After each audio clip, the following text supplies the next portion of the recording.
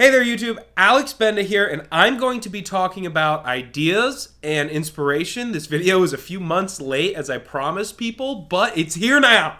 So get ready and hold on. There's a bunch of things I'm going to cover, and they're going to be kind of different from one another, but watch the whole thing because I promise you'll learn something. So the first thing I'm going to talk about is when you're coming up with ideas in a group, if you're in charge, or if you're not in charge, but you can talk to who's ever in charge, it's super important you keep every idea on the table. So if you have a problem, and let's just make one up real quick. A house is on fire. And you have the time, obviously, to sit down and come up with a meeting about how to put this fire out. What you're going to want to do is if someone says, hey, what if we all stood in a line and blew wind at the house to blow it out like a candle? You don't want to get rid of that idea. In fact, if someone said, well, that wouldn't work, you need to kill that right away and say, hey, don't you say that. Why did they say this? Like, what are they trying to solve? Because some people will have a vision in their head but can't articulate, or it's not fully thought out yet. And if you kill that idea in that baby seed process, you're not going to realize they're saying, well, what if we just blew out the fire with maybe a big fire extinguisher, which is not that far of a step from a bunch of people blowing with their mouths. Well, instead of their mouths, what if we used a fire extinguisher, right? So that lets you build up on each other's ideas. So never, ever squash an idea during brainstorming. Please, it's the worst thing. Very easy to get caught into. So if you're brainstorming, everything gets written down. Every idea gets evaluated for what does it bring to the table, and nothing gets dismissed at this point. After brainstorming, slash away, cut away the fat, get rid of the crazy ideas. But that's what I recommend. In fact, when I do a brainstorming session with people and I'm working with them, I say, I want one ridiculously bad idea. Let's get it out on the table now. Give me an idea that won't work. Let's go. And I start there. So everything beyond that is a better idea than the first idea everyone had. And that works really well for the groups I partake in.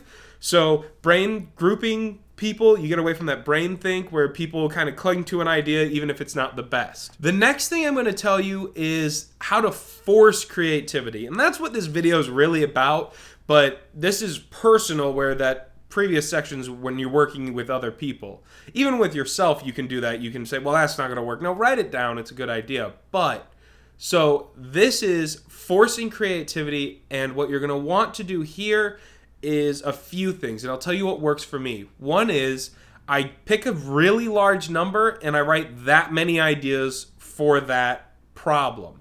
So let's say I've got an issue. I'm planning a party, let's say fraternity. I'm planning Rush. I'm trying to get people to come out to an event. I want 250 ideas.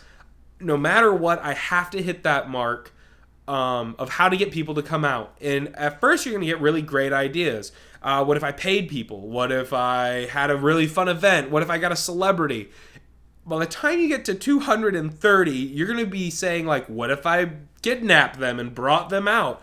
But get there, because what you're going to do is you're squeezing that mental sponge or towel of every juice, and in those last drops might be that really golden idea. And this works in a group as well.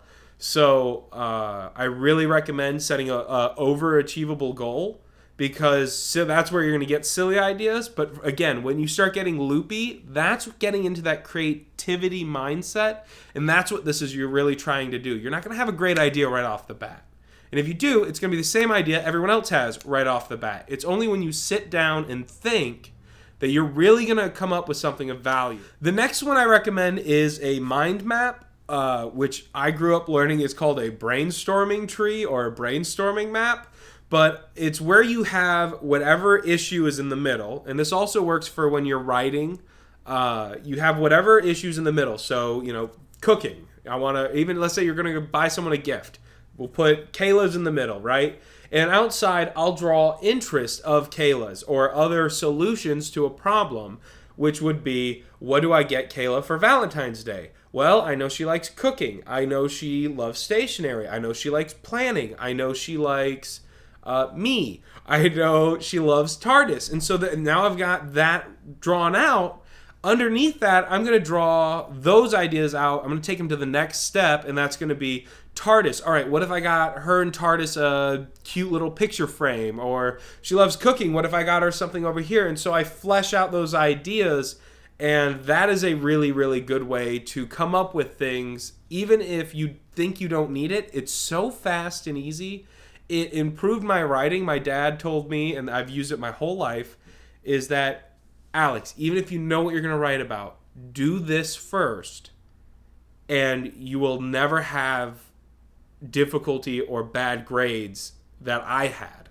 I didn't believe him, and it wasn't until my senior year where writing got really difficult for me in high school that I took his advice, and my grades went up. And so it's a really quick and easy way to get your ideas into a visible sense, and where you can kind of see a bigger picture, because it is really hard to focus on so many moving parts. The last one I'm going to actually do with you at the very end, but this is to force your brain into panic. Some people work really well when there is a deadline, and that is me. I know that's Kayla. We set fake deadlines for ourselves, and we never miss them because we're that type of people. So we love pressure, and if you work like this, and this is also just a great way to force your mind into spitting out ideas, is we set a time limit and how many you have to get done.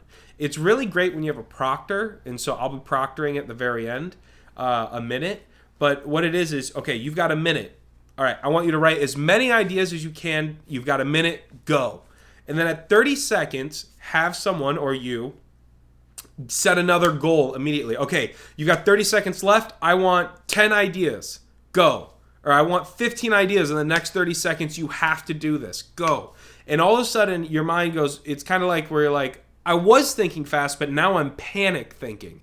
And so you just start vomiting out ideas, everything you can. And at the end, what you're going to end up with is a bunch of raw material, just like that first brainstorming. Not every idea is golden, but every idea adds something to the solution. So that's what I'm going to do here in a minute. Kayla, can I borrow a phone? Or a timer? All right. So that's my video. Thanks for tuning in and everything. I'm going to start proctoring this idea. So I want you to pause this video. Not right now. When I'm done talking, I'll give you a moment. Pause the video. Get a piece of paper. Write at the top what it is you're trying to solve, or just like what is the problem. So am I trying to recruit people? Am I trying to have a fun event for my wedding? Am I trying to come up with sticker ideas? Whatever it is that you're trying to think of, write down or focus on it and get ready.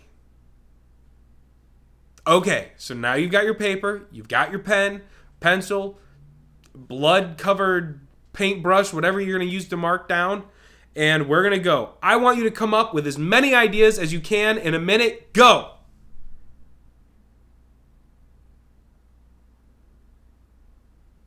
Oh, that's a good one. That's a good idea. All right, I need a couple more.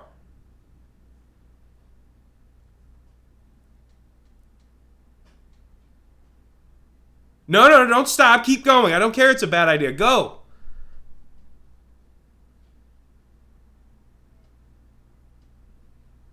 All right, I need 10 more ideas. You've got 30 seconds left. Go. Finish the 10. Go. Yeah, I know. It's hard. Go.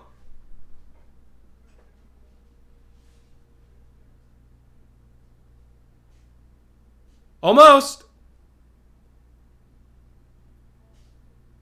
No matter how dumb, 5 ideas. You've got 10 seconds. Go. 5 ideas. Go.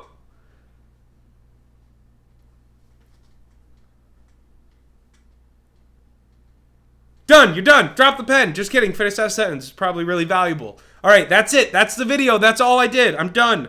I finished.